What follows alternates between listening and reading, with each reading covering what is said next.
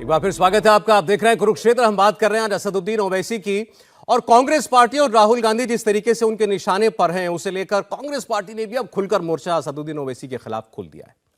ओवैसी कहते हैं कि यह कांग्रेस पार्टी है जिसकी वजह से भाजपा सत्ता में है। ये राहुल गांधी हैं जो कहते हैं मैंने खुद को मार दिया, तो क्या ये जिन्न है? और उन्होंने कहा कि अंत में आएंगे सब हम ही पर, हम लैला है यानी मुसलमान लैला है, आएंगे सब हम ही पर, लेकिन हम पर भरोसा किसी को नहीं है। लेकिन ओवैसी साहब ने यह भी बताया कि नरेंद्र मोदी को हराना है तो क्या करना होगा।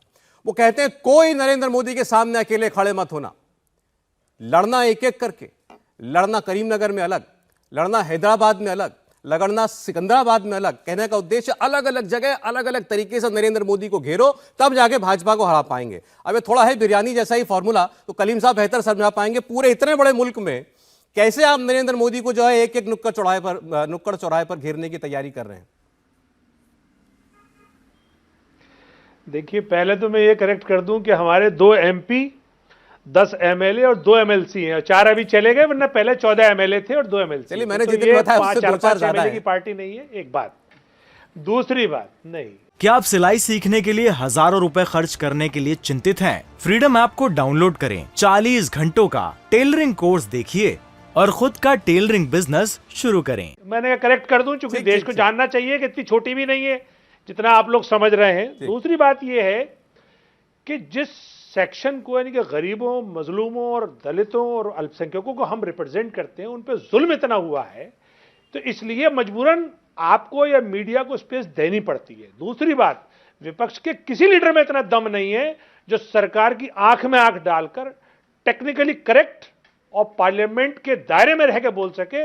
वो अकेला नेता है बैरिस्टर असदुद्दीन ओवैसी, इसलिए आप लोग दिखाते भी हैं और जनता सुनती भी है। तो जितने भी ये छोट भैये हैं, ये ज्यादा खुश ना हो, वो एक बाय डिफॉल्ट उनको स्पेस मिलता है और उतना स्पेस मिलना ही चाहिए। अब चलते हैं जो आपने कहा हैदराबादी फार्मूला। देखिए, 2 बार आप करके देख चुके हैं, नरेंद्र मोदी वर्सेस राहुल गांधी। दोनों बार क्या हशर हुआ है आपका? तो क्या फिर आप ऐसी हशर चाहते हैं? तो ठीक है, आप वैसी हशर चाहिए, फिर रोइए नहीं। फिर ये मत कहिए कि नरेंद्र मोदी ने इतना ईडी और आईटी और सीबीआई और ये लगा दी। जब आप हरा नहीं पाएंगे तो जाहिर बात है कि फिर आप कमजोर रहेंगे। अगर आप सीरियस हैं हराने में, भले से आपने हमें जो 21 पार्टियों को न्योता भेजा है उसमें हमारी कोई स्पेस नहीं है, हमें तो आप बीजेपी की बी टीम कहते हैं ना, लेकिन हम फिर भी सलाह दे रहे हैं आपको। और मानना है तो मानिए, नहीं मानना है तो फिर इसी तरीके से जलील होते रहिए जैसे होते आए हैं। आपको नरेंद्र मोदी को हराना है तो 542 सीटों पर ही वैसे ही आपको मुकाबला कराना होगा जैसे कि हमारे लोकतंत्र की व्यवस्था है। हमारे यहाँ प्रधानमंत्री का कैंडिडेट नहीं होता है। प्रधानमंत्री का कैंडिडेट चुने हुए जो मेंबर ऑफ पार्लियामेंट होते हैं वो चुनते हैं कौन होगा प्रधानमंत्री। ये तो भारतीय जनता पार्टी ने एक नया नैरेटिव सेट किया और उसके ट्रैप में सब लोग आ गए। इसलिए हमने ये मशवरा दिया है, आपको अच्छा लगे तो मानिए। अच्छा, चलिए ठीक है। आपने, आपकी शिकायत है कि इन्होंने आपको नहीं बुलाया उस मीटिंग में, उस बैठक में 21 या 30 पार्टियों को बुलाया है। लेकिन ये बताइए कि आप 542 सीटों पर आपने कहा इनको ऐसे लड़ना पड़ेगा, उसमें आपकी 542 में से AIMIM की कितनी बनती हैं? कितनी सीटों पर आपको लड़ाया जाए? AIMIM पहले भी सिर्फ 3 सीटें लड़ी थी, उसमें से 2 जीत गई थी।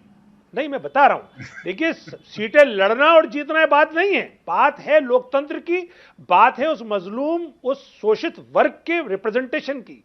एक मेंबर ऑफ पार्लियामेंट भी जब थे असदुद्दीन ओवैसी साहब, तब भी उतनी ही शिद्दत से बोलते थे वो मजलूमों की आवाज।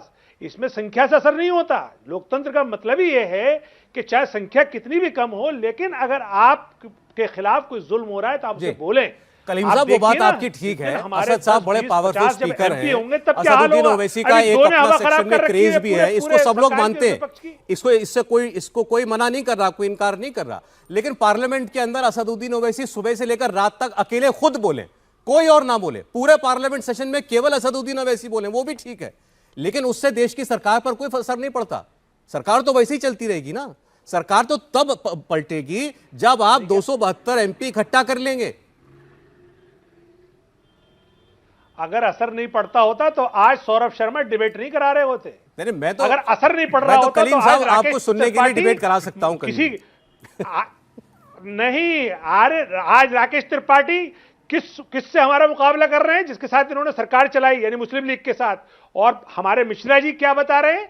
मिश्रा जी कह रहे हैं कि ये बीजेपी की बी टीम है, ये असर का ही नतीजा है कि आज अगर बैरिस्टर असदुद्दीन ओवैसी साहब कोई बात बोलते हैं, चूंकि वो सच बोलते हैं और कड़वी भी लगती है लोगों को, इसलिए डिबेट होती है। चलिए ठीक, इसलिए आप इसको हल्के में मत लीजिए। अच्छा चलिए, मैं असद साहब के फॉर्मूले पर जरा रिएक्शन लेता हूं। नीरज जी, उनका कहना है कि भाई ये विपक्ष का कैंडिडेट कौन, ये मीडिया पूछता रहेगा, बताना मत, इस ट्रैप में मत फंसना।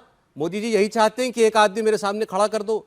राहुल गांधी को 2 बार डिक्लेयर करके आपने भुगत लिया, इस बार जगह जगह अलग अलग उम्मीदवार खड़ा करो, जहां जो मजबूत हो उसको समर्थन दो, उसके पीछे खड़े हो जाओ और ऐसे ही 272 एमपी जुटाओ। सौरभ जी, पहले तो मैं एक बात स्पष्ट कर देता हूं, हमारी राजनीतिक लड़ाई में जो 24 की लड़ाई है उसमें एआईएम के लिए कोई जगह नहीं है हमारे पास।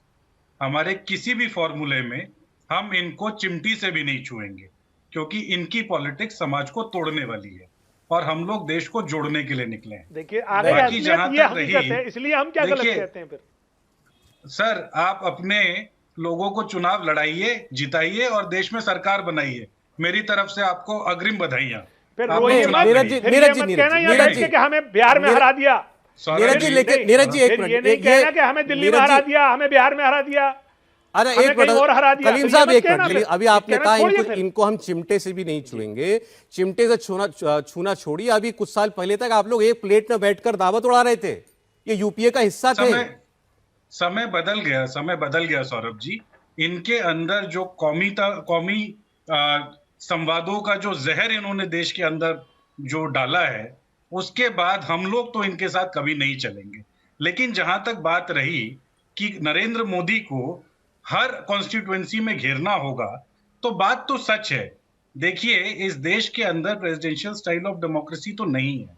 हम लोग तो अपने सांसद को वोट देते हैं, मेरे एरिया में जो लड़ता होगा, आपके एरिया में जो लड़ता होगा।